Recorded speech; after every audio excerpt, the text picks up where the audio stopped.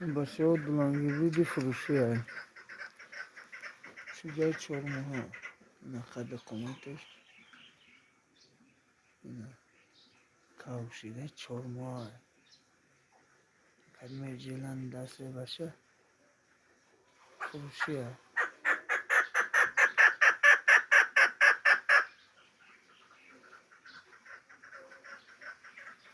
یعنی گشت که اوزش